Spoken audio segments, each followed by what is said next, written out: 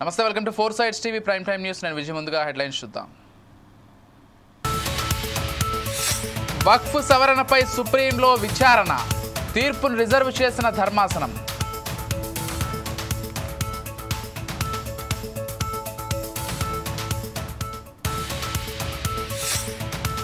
కేసీఆర్కు కవిత సంచలన లేఖ, వరంగల్ సభలో ప్రసంగంపై ఫీడ్బ్యాక్.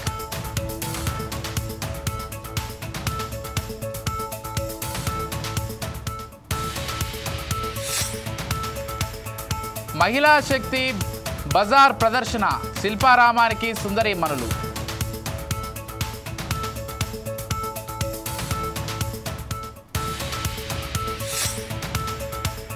ట్రంప్ వ్యాఖ్యలపై మౌనమెందుకు, మోదీని ప్రశ్నించిన జైరాం రమేష్.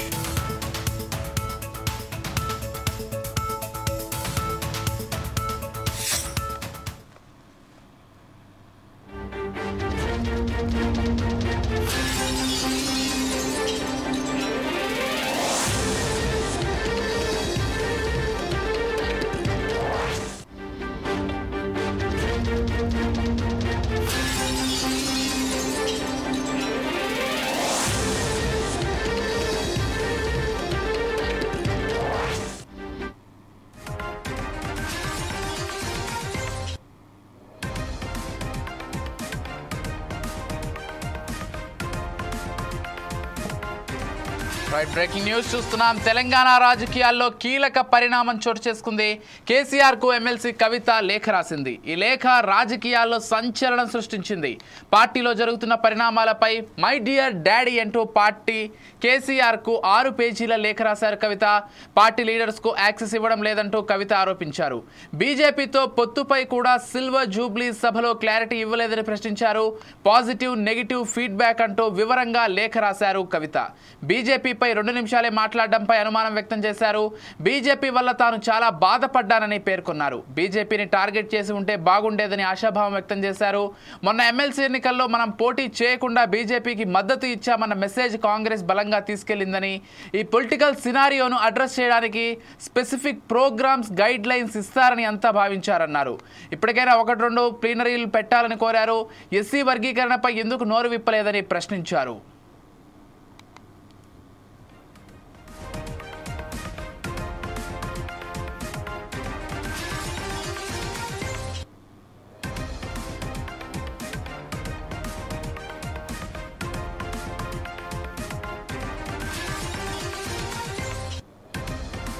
తెలంగాణ తల్లి విగ్రహ మార్పు, తెలంగాణ గీతం మోటివేట్ చేస్తారని ఎదురు చూశానన్నారు. ఓవరాల్గా ఇంకొంచెం పంచ్ ఎక్స్పెక్ట్ చేశారు. పార్టీ లీడర్స్కి యాక్సెస్ ఇవ్వడం లేదని ఆవేదన వ్యక్తం చేశారు. పాత ఇన్ఛార్జీలకే లోకల్ బాడీ బీఫామ్ ఇస్తారా, 2001 నుంచి పార్టీలో ఉన్న వారికి వేదికపై మాట్లాడనివ్వరా అంటూ ఆమె క్వశ్చన్ చేశారు.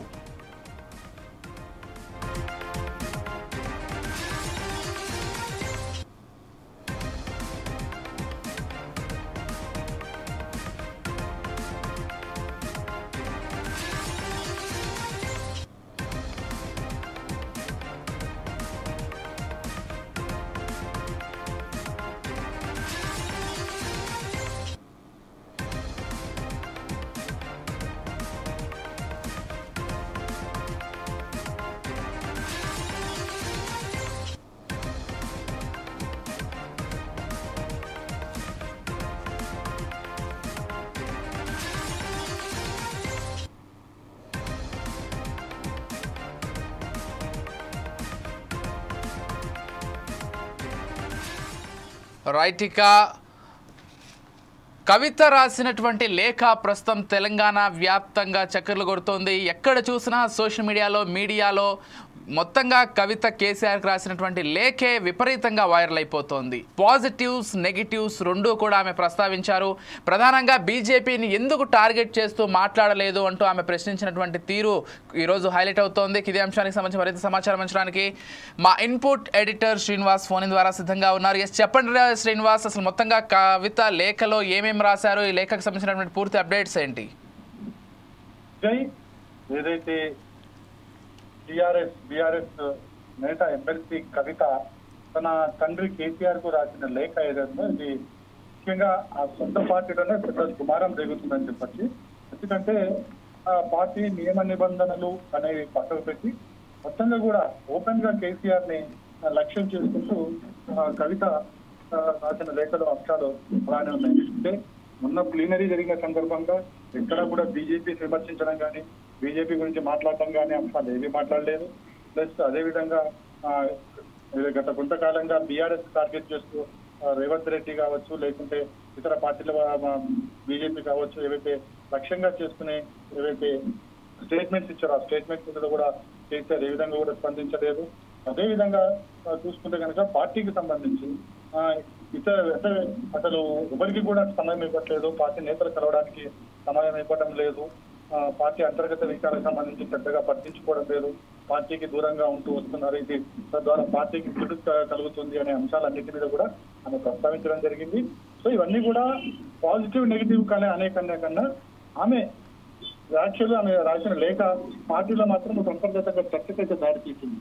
అంటే రాజకీయ విశ్లేషకులు చెప్తున్న దాన్ని బట్టి చూస్తుంటే కనుక ఇక్కడ ఒక వ్యూహాత్మకంగా కేసీఆర్ ఫ్యామిలీ వ్యవహరిస్తుందనే ఒక అనుమానం కూడా వ్యక్తం అవుతుంది. ఎందుకంటే తెలంగాణకు సంబంధించి చూసుకుంటే కనుక కేవలం ఇప్పుడున్నది బీఆర్ఎస్ మాత్రమే ఒక ప్రాంతీయ పార్టీగా ఉంది, మిగతా రెండు కూడా జాతీయ పార్టీలు ఉన్నాయి, కావచ్చు కాంగ్రెస్ కావచ్చు.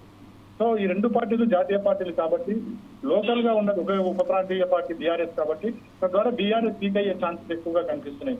కాబట్టి మరో ఒక ప్రాంతీయ పార్టీని తీసుకురావాలన్న ఒక ఆలోచన బీఆర్ఎస్ లో కలుగుతుంది. అంటే కేసీఆర్ ఒక వ్యూహాత్మకంగానే ఇదంతా చేయిస్తున్నాడు, మరో ఒక ప్రాంతీయ పార్టీకి తీసుకురావడానికి అది కవిత ద్వారా పెట్టించబోతున్నారు అనే దానికి ఇది ఒక ఉదాహరణగా కూడా చాలా మంది విశ్లేషకులు చెప్తున్నారు. కానీ మరి అది నిజమా కాదా స్పెక్యులేషన్స్ అనేది మనం పక్కకు పెడితే కనుక ఎప్పుడైతే కవిత ఈ తరహా వ్యాఖ్యలు చేస్తూ రాసిందో ఇది పార్టీకి దుమానం చెప్తుంది. ఎందుకంటే గత కొంతకాలంగా కూడా కవిత పార్టీకి దూరంగా ఉంటూ వచ్చారు. అదే కాకుండా కవిత మీడియా కాన్ఫరెన్సెస్ కూడా పార్టీకి సంబంధించిన ఛానల్స్ కావచ్చు పత్రికలు కావచ్చు అసలు పెద్దగా పట్టించుకోకుండా అది చివరి పేజీ ఐటమ్ కింద ఐటమ్ వేస్తున్న పరిస్థితి కూడా కనిపిస్తుంది. ఎందుకంటే ఉదాహరణకు మొన్న రేవంత్ రెడ్డికి సంబంధించి ఆమె స్వయంగా భూములకు సంబంధించి కొన్ని వ్యాఖ్యలు చేయడం జరిగింది. దాదాపు 1,75,000 ఎకరాల భూములని రేవంత్ రెడ్డి తాకట్టు పెట్టడానికి సిద్ధపడుతున్నారని చెప్పేసి ఆమె ఒక ఐటమ్ ఇచ్చింది. అది మిగతా మీడియా ఛానల్స్ లో హైలైట్ గా నిలిచినప్పటికీ వాళ్ళకి సంబంధించిన పత్రిక ఏదంటే పత్రికలో లాస్ట్ పేజీలో ఐటమ్ చిన్న ఐటమ్ సింగిల్ కాలం ఐటమ్ గా రావడం జరిగింది. అదేవిధంగా టీవీ ఛానల్ అయితే దాని గురించే ప్రస్తావించలేదు. సో ఇవన్నీ చూసుకుంటే కనుక గత కొంతకాలంగా కూడా బీఆర్ఎస్ లో కుటుంబ కలహాలు జరుగుతున్నాయి. అంతర్గతంగా అటు కేసీఆర్ కావచ్చు, కేటీఆర్ కావచ్చు, హరీష్ రావు కావచ్చు, అదేవిధంగా మనకి తారక రామారావు కావచ్చు, సంతోష్ రావు కావచ్చు, ఇలా ఆ ఫ్యామిలీలోనే 5 రకాలుగా కూడా ఒక్కో రకంగా బయట అంతర్గతంగా యుద్ధం జరుగుతుంది. సో ఈ అంతర్గత పోట్లాడడం వల్ల అన్ని కూడా స్పెక్యులేషన్ చోటు చేసుకుంటున్నాయి. కాబట్టి పార్టీని బయటికి రాకుండా ఉండేందుకు అదేవిధంగా కేసీఆర్ కూడా మౌనంగా ఉండడానికి రీజన్ కూడా అదే ఒకటి అని చెప్పేసి కూడా మరికొంతమంది వ్యాఖ్యానిస్తున్నారు. మొత్తానికి ఏదైతేనే ఇప్పుడు కేసీఆర్ కు కవిత రాసిన లేఖ అయితే పార్టీలో అయితే అంతర్గతంగా చర్చకు దారితీసింది. Vijay right, thank you Srinivas.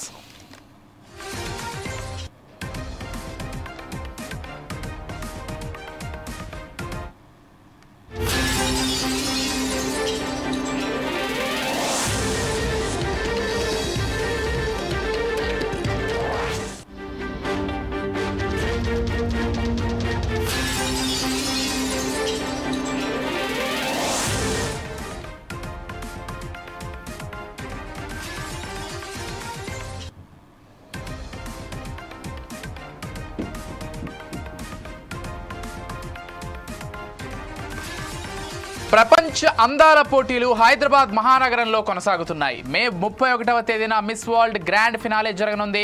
Telangana brand image పెంచేలా, ప్రపంచ దృష్టిని ఆకర్షించేలా మిస్ వరల్డ్ 2025 పోటీలను నిర్వహించేందుకు రాష్ట్ర ప్రభుత్వం ఘనంగా ఏర్పాట్లు చేసింది. చారిత్రక ప్రదేశ పర్యటన, ఆధ్యాత్మికత వెల్లివిరిసేలా ఆలయాల దర్శనం, మెడికల్ టూరిజం ప్రోత్సహించే కార్యక్రమాలు, స్పోర్ట్స్ మీట్లు, గాలా డిన్నర్లతో ఆకట్టుకునేలా కార్యక్రమాలకు రూపకల్పన చేసింది.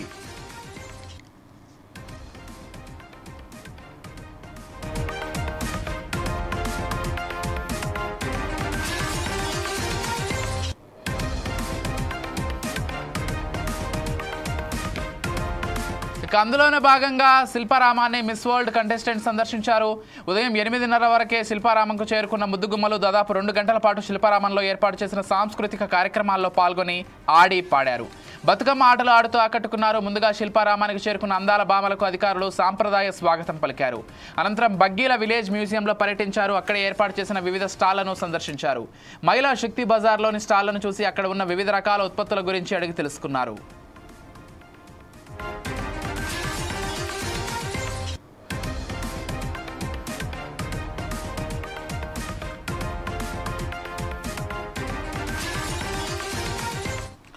రైట్, ఇక ప్రపంచ సుందరీమణుల పోటీలకు సంబంధించి ఈరోజు వారంతా కూడా శిల్పారామానికి వెళ్ళి సందర్శించినట్లుగా మనకు అప్డేట్ అందుతోంది. ఇదే అంశానికి సంబంధించి మరింత సమాచారం అందించడానికి మా ప్రతినిధి లెనిన్ ఫోన్ ద్వారా సిద్ధంగా ఉన్నారు. చెప్పండి లెనిన్.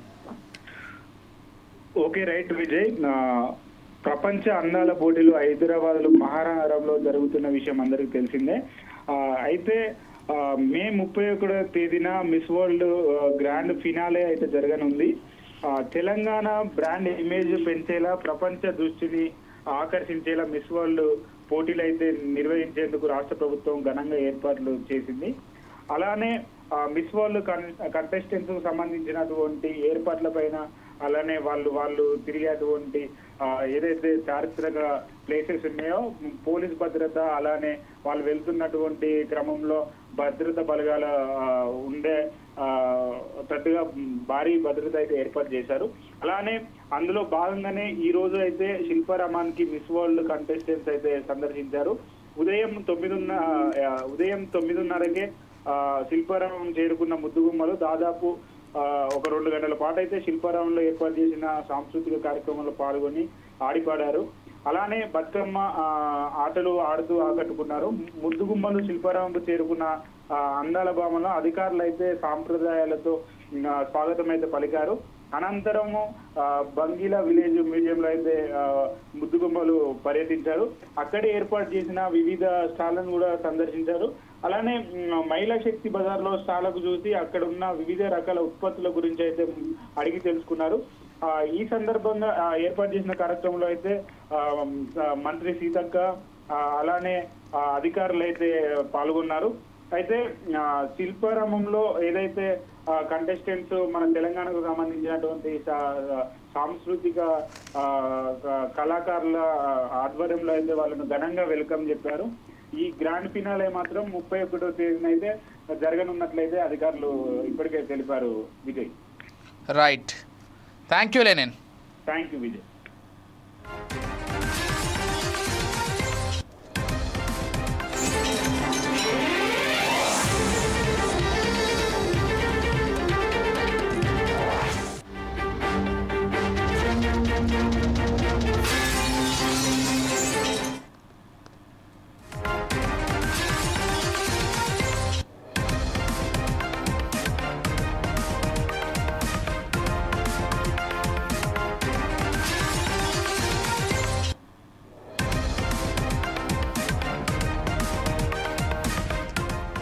ప్రధాని మోదీకి కాంగ్రెస్ సీనియర్ నేత జయరాం రమేష్ పలు ప్రశ్నలు సంధించారు. పాల్గాం ఉగ్రవాదులు ఇంకా స్వేచ్ఛగా ఎలా తిరుగుతున్నారని అన్నారు. ప్రధాని అధ్యక్షతన అఖిలపక్ష భేటీ ఎందుకు నిర్వహించలేదని అడిగారు. ట్రంప్, రూబియో వ్యాఖ్యలపై మోదీ మౌనంగా ఎందుకున్నారని ప్రశ్నించారు.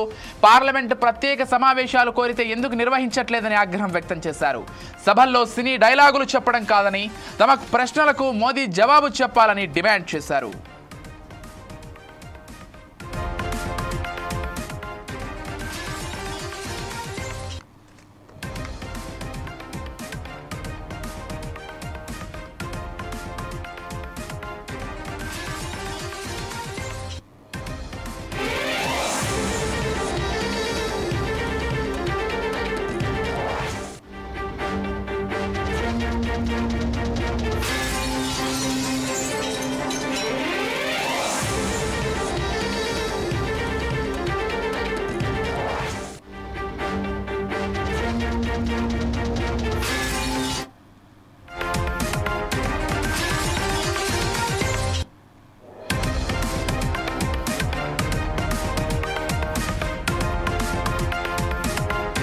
రైట్. వక్ఫ్ సవరణ చట్టాన్ని సవాల్ చేస్తూ దాఖలైన పిటిషన్లపై సుప్రీంకోర్టు మరోసారి విచారించింది.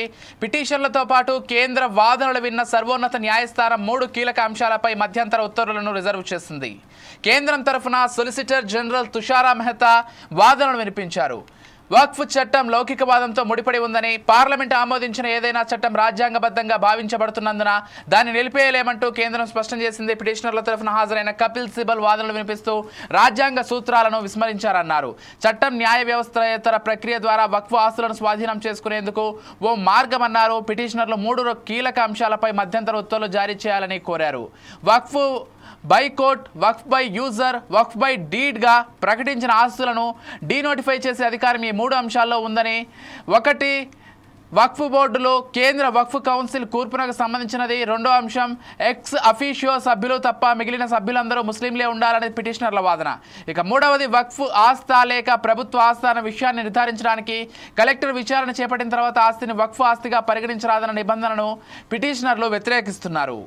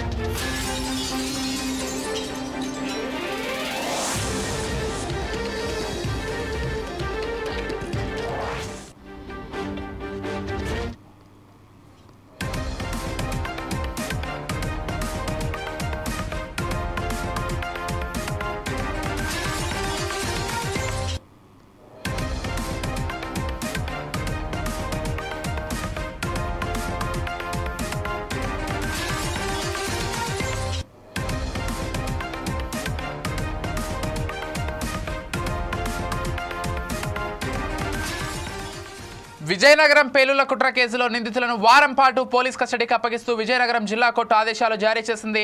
పేలుళ్ల కుట్ర కేసులో నిందితులు సిరాజ్, సమీర్ను అరెస్ట్ చేసిన పోలీసులు లోతైన విచారణ నిందితులను 10 రోజుల పాటు కస్టడీకి ఇవ్వాలని కోరుతూ న్యాయస్థానంలో పిటిషన్ దాఖలు చేశారు. పిటిషన్పై వాద ప్రతిపాదనలు విన్న విజయనగరం జిల్లా ఫస్ట్ క్లాస్ మెజిస్ట్రేట్ గురువారం తీర్పు వెలువరించారు. ప్రస్తుతం విశాఖ కేంద్ర కారాగారంలో ఉన్న నిందితులు సిరాజ్, సమీర్లను వారం రోజుల పాటు కస్టడీకి తీసుకొని విచారించనున్నారు.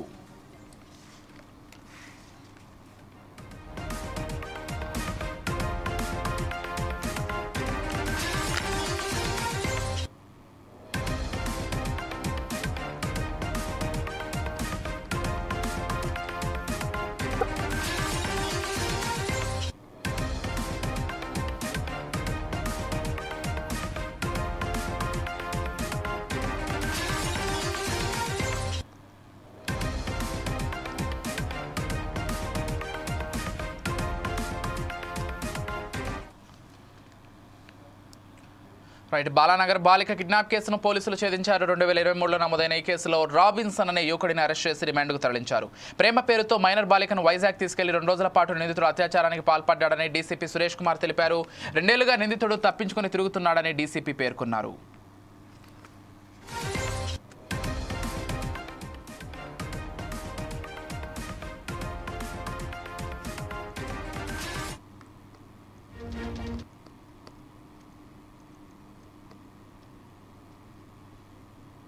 చాలా కాలంగా పోలీసులు కళ్ళు తప్పించుకొని తిరుగుతూ ఉన్నాడు. ఆ కేసులో Balanagar inspector and Balanagar ACP గారు ప్రాపర్గా మానిటర్ చేసి ఈ అక్యూజ్ని, ఇతని పేరు రాబిన్సన్, ఇతని వయసు 25 సంవత్సరాలు. ఇతను చేసిన నేరం ఏంటంటే ఒక మైనర్ అమ్మాయిని మాయమాటలు చెప్పి ఆ అమ్మాయిని కిడ్నాప్ చేసుకొని తీసుకెళ్ళి వైజాగ్లో ఉంచి అక్కడ అమ్మాయిపై అఘాయిత్యానికి పాల్పడ్డాడు, లైంగిక అత్యాచారానికి పాల్పడ్డాడు. తర్వాత ఒరిస్సా కూడా తీసుకెళ్ళినాడు. తర్వాత వాళ్ళ తల్లిదండ్రులు ఇక్కడ మిస్సింగ్ కేసు పెట్టినారు, కిడ్నాప్ కేసు పెట్టినారని తెలుసుకొని మళ్ళీ ఆ అమ్మాయిని తీసుకొచ్చి హైదరాబాద్లో వదిలేసి మళ్ళీ పారిపోయినాడు. చాలా కాలంగా ఒక 2 సంవత్సరాలుగా పోలీసుల కళ్ళు గిప్పి తిరుగుతున్నటువంటి ఈ అక్యూజ్ని బాలనగర్ ఏసీపీ గారి పర్యవేక్షణలో inspector Balanagar, DI Balanagar and team వీళ్ళందరూ కూడా చాలా చాకచక్యంగా అమ్మాయిని పట్టుకోవడం జరిగింది. దీంట్లో పిఎస్ఐ కూడా చాలా యాక్టివ్గా వర్క్ చేసినాడు. So I appreciate him. So ఇప్పుడు ఈ నిందితుడిని మనం రిమాండ్కి పంపిస్తూ ఉన్నాం. ఇవి ఇప్పటివరకు ఉన్నటువంటి bulletin updates. Keep watching 4 Sides TV.